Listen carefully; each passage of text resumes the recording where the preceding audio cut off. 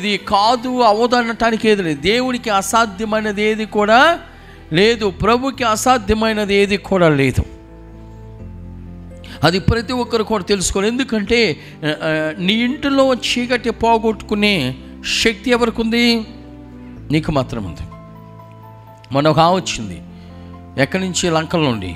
ఏమ్మా ఏంటి, నాకు బాగోలేదు ఫాదర్ గారు, అసలు ఏమవుతుందో నాకు తెలియట్లేదండి. నేను అడిగాను, ఎక్కడికి వెళ్ళావు, ఎంతకాలం ఎక్కడికి వెళ్ళావు? ఎవరి దగ్గరికి వెళ్ళానండి. ఆయన దగ్గరికి వెళ్తే ఆయన కూర్చోబెట్టి నా ఆమెకేదో సమస్య వచ్చింది. ఏంటంటే పెద్ద కళ్ళు తిరిగి పడిపోతుంది, బాడీ ఉబ్బిపోతుంది, స్వెల్లింగ్ వస్తుంది బాడీలో, లేకపోతే కళ్ళు తిరిగి పడిపోతుంది. ఆ సమస్య ఆమెకి. ఆ సమస్య వలన ఆమె ఏం చేసిందంటే, డాక్టర్ల వల్ల కావట్లేదు కదా, ఇది ఎవరన్నా మంచిగా చేస్తారా అని తిరుగుతారు డబ్బులు పెట్టుకుని. అక్కడ సేవకుడు ఉచితంగా చక్కగా ప్రార్థన చేసి, రండమ్మా ప్రార్థన చేసుకొని, దురాత్మల అంటే కుటుంబాలు ఉన్న చీకటిని పోగొట్టగలిగిన శక్తి యేసయ్యకి మాత్రం ఉంది. దురాత్మలను పోగొట్టగలిగిన శక్తి దేవుడికి మాత్రం ఉంది. యేసు ప్రభుని నమ్మిన వాళ్ళని ఎవరిని కూడా దేవుడు విడిచిపెట్టడు. ఖచ్చితంగా వారికి సహాయంగా నిలిచేవాడు జీవం కలిగిన దేవుడు. ఎందుకంటే అవసరతలో అక్కర్లు ఎరిగిన వాడు యేసు. అందుకని నేను ప్రతిదీ కూడా చెప్తున్నాను, దేవుడు మనతో ఏం మాట్లాడుతున్నాడో కనిపెట్టుకోవాలి.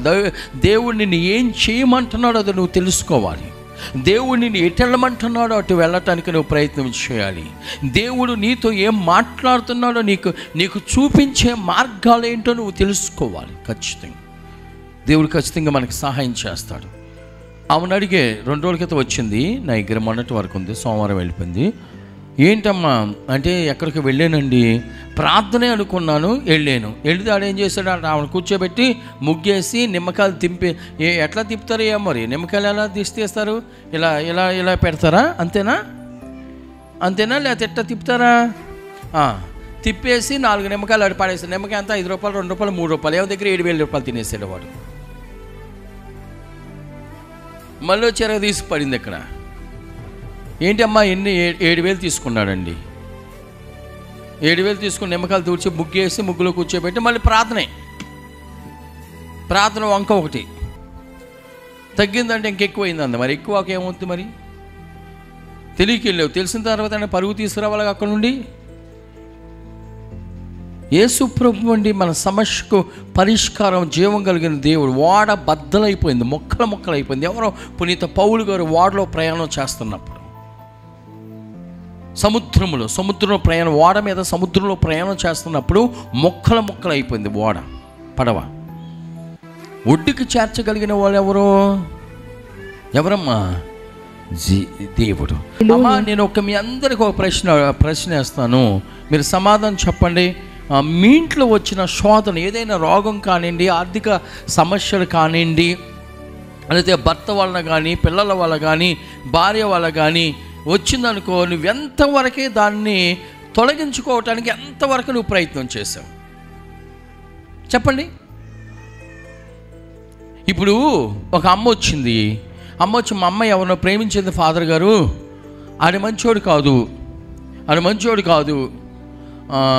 ఈ అమ్మాయి చెప్తే వింటలేదు, ఏం చేయాలో తోయట్లేదు ఫాదర్ గారు అని చెప్పింది. నేనేం చేయాలి అమ్మా? ఆమె ఏం చేద్దే? మీరు ఫ్యామిలీస్గా ఈరోజు ఇక్కడికి వచ్చారు. ఈ సంవత్సరంలో అంటే 2023లో ఎలా గడిచిందో మీకు తెలుసు. మీరు ఒక సమస్యను జయించలేకపోవడానికి కారణం ఏంటి? పిల్ల అట్లా ఉంది, లేదా భర్త అట్లా ఉండాలి, నువ్వు ఎంతవరకు ప్రయత్నం చేస్తున్నావు ఆ సమస్య నుండి బయటికి రావటానికి? నీ ఫ్యామిలీలో ఉన్న సమస్య, నీ కుటుంబంలో ఉన్న సమస్య. చెప్పనా, ఒక బెంగళూరు అంటే ఏదో ఊరు, నేను యూట్యూబ్లో చూశాను, అది వార్త న్యూస్ కూడా వచ్చింది. ఒక ఆమె బాగా చదువుకుంది, పెద్ద ఆఫీసర్ ఆమె.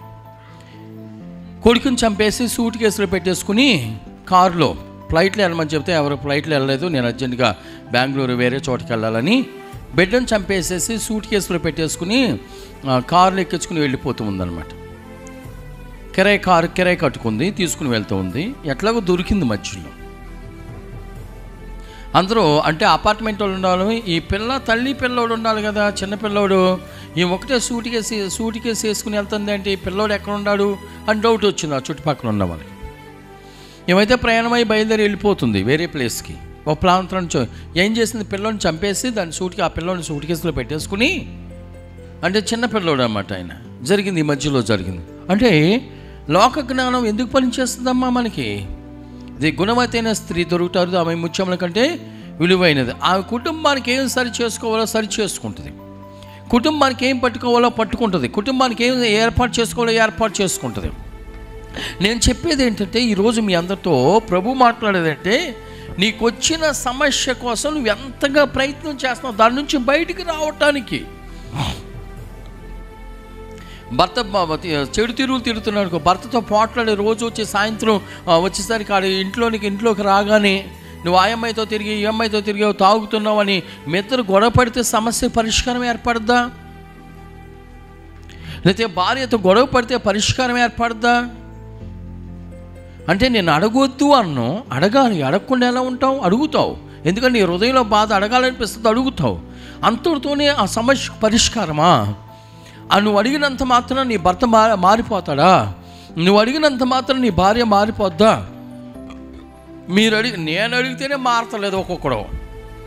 మీరు అడిగితే మారిపోతారా? నేను పట్టుకుని వాడిని 10 గుంజులు తీయించిన ఆడే మారతలేదు, మీరు అడిగితే మారిపోతారా? రెడ్ హ్యాండెడ్గా పట్టుకున్నారా, నువ్వు ఈ పొరపాటు చేసావంటేనే మారతలేదు, మీరు అడిగితే మారిపోతారా? ఏమ్మా మేరం గారు, అంతేనా నీ ప్రయత్నం? అంతేనా రావటం, గొడవ చేయటం, రావటం, అంతేనా మీ ప్రయత్నాలు? లేకపోతే పిల్లలు మారట్లేదనుకో, వాళ్ళని పిలిచి తిట్టి కొట్టి, అంతేనా మీ ప్రయత్నాలు? లేకపోతే భర్త మారట్లేదు, భార్య మారట్లేదనుకో, ఆమెతో గొడవ పడినంత మాత్రాన భార్య మారిపోతుంది, అంతేనా మీ ప్రయత్నం? అంతవరకేనా మీ ప్రయత్నాలు? ఇంకా వాటి నుంచి బయటికి రావటానికి మీరేమైనా చేయగలుగుతున్నారా? సూట్ కేసులో పెట్టి ఆ పిల్లోడిని తీసుకుని వెళ్ళిపోతుంది. వీళ్ళు డౌట్ వచ్చి చాలామంది కంప్లైంట్ చేస్తే ఆమెను ఎక్కడో పట్టుకుని సూట్ కేసు ఓపెన్ చేస్తే వాళ్ళ సొంత కొడుకు, తల్లి రక్త మాంసాలు పంచుకుని పుట్టిన కొడుకు. ఎందుకు కొడుకుని చంపేసావు అని అడిగితే, ఎందుకు బిడ్డను చంపేసావమ్మా? తల్లి ఎవరైనా బిడ్డను చంపుతారా? అంటే ఈ లోకం అలా అయిపోయింది, భయంకరమైన పరిస్థితులు. బిడ్డలు ఎవరైనా చంపుకుంటారా?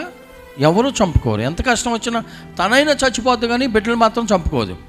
వాళ్ళైనా చనిపోతారు కానీ, తల్లిదండ్రులైనా చనిపోతారు కానీ బిడ్డలు మాత్రం ఎవరు చంపరు. ఎందుకంటే కన్న ప్రేమ అంత గొప్పది. పేగు తెంచుకుని బిడ్డని కన్న తల్లి ప్రేమ అంత గొప్పది. తల్లి ఎప్పుడు కూడా, కానీ వాళ్ళ అలాంటి పని చేసింది. కారణం ఏంటంటే వాళ్ళ భార్యాభర్తలు విడిపోయారంట. విడిపోవటం వల్ల వాళ్ళ తండ్రి గారు, పిల్లోడు వాళ్ళ తండ్రి అప్పుడప్పుడు వచ్చి ఆ పిల్లోడి దగ్గరికి వచ్చి వాడిని తీసుకుని వెళ్ళి కొంచెంసేపు ఆడించి రావటమో, లేకపోతే ఈ పిల్లోడిని తీసుకెళ్ళి 1 రోజు 2 రోజులు వాళ్ళ దగ్గర ఉంచుకొని పంపించటమో చేస్తూ ఉంటే, వీడికి అంటే పిల్లవాడంటే తండ్రికి ఇష్టం, ప్రేమ. కాబట్టి వీడంటే తండ్రికి ఇష్టం కాబట్టి ఆ అమ్మాయి బాగా చదువుకుంది, మంచి ఉద్యోగం చేస్తుంది, officer job. Praise the lord, హల్లెలూయా.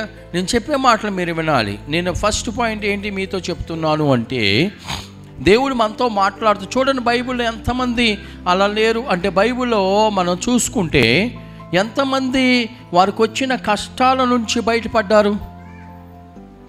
ఇప్పుడు ఎస్తేరు ఉందనుకో, తన భర్త చాలా మూర్ఖుడు.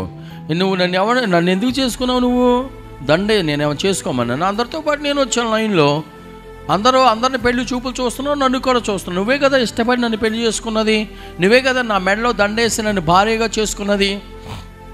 ఓ భార్యను వదులుకున్నావు, ఓ భార్య గర్విష్ఠురాలుగా ఉందని ఆ భార్యను వదులుకుని రెండవసారి ప్రకటన చేసినప్పుడు మేము అందరం వచ్చాం. నేను నా కుటుంబాన్ని విడిచిపెట్టి, నేను నా కుటుంబాన్ని వదులుకుని, లేకపోతే నా కుటుంబాలన్నింటిని విడిచిపెట్టి నీకు నేను భార్యగా అయినందుకు నువ్వు నన్ను హింసిస్తున్నావని ఎస్తేరు వెళ్ళిందా? ఆ మార్గంలో వెళ్తే వర్కౌట్ అవ్వదు ఆమెకి.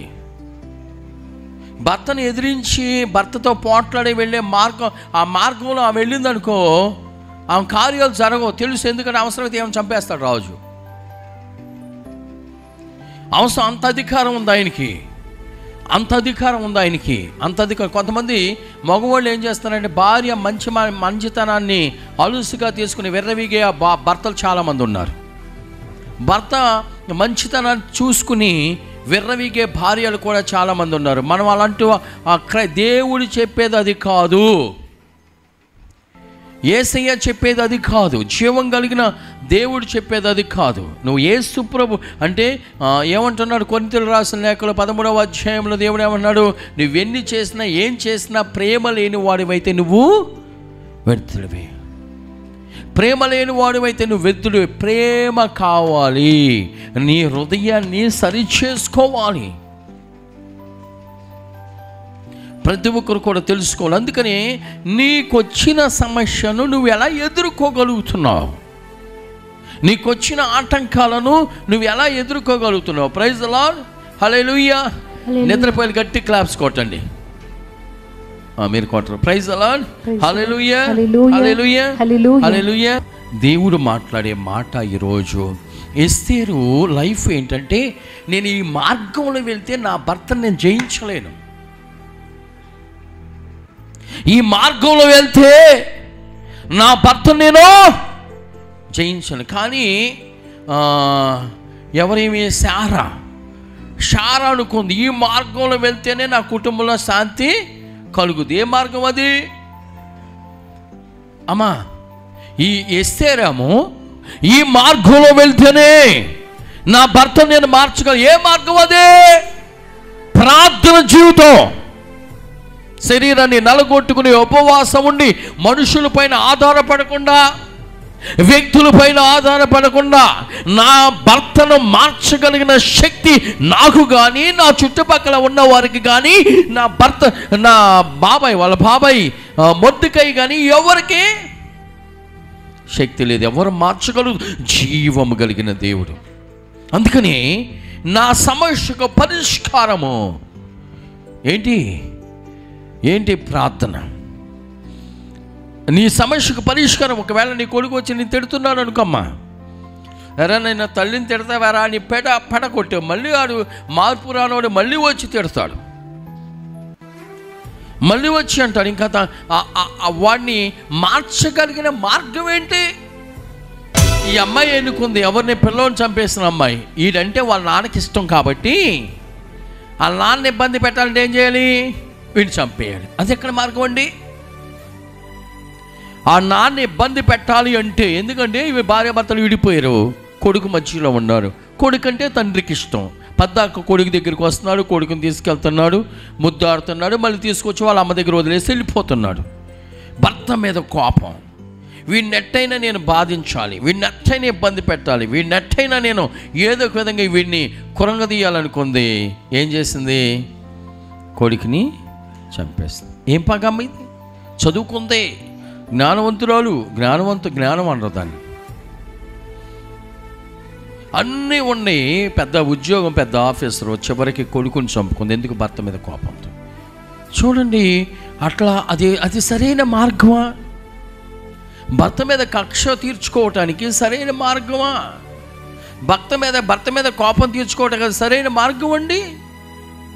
ఇంకేదైనా ఒకవేళ లోకానుసారంగా చెప్తున్నా వినండి, ఒకవేళ భర్త మీద కోపం తీర్చుకోవాలనుకుంటే ఇవేం చేయాలి? బాగా ఇంకా సంపాదించుకుని, ఇంకా బిడ్డను బాగా చూసుకుని, చదువుకుని, బిడ్డను తన వైపుకి తిప్పుకుని, ఇదిగో నేను వదిలిపెట్టిన తర్వాత నేను హ్యాపీగా ఉన్నా చూడు, నువ్వు ఉన్న దానికంటే నీ దగ్గర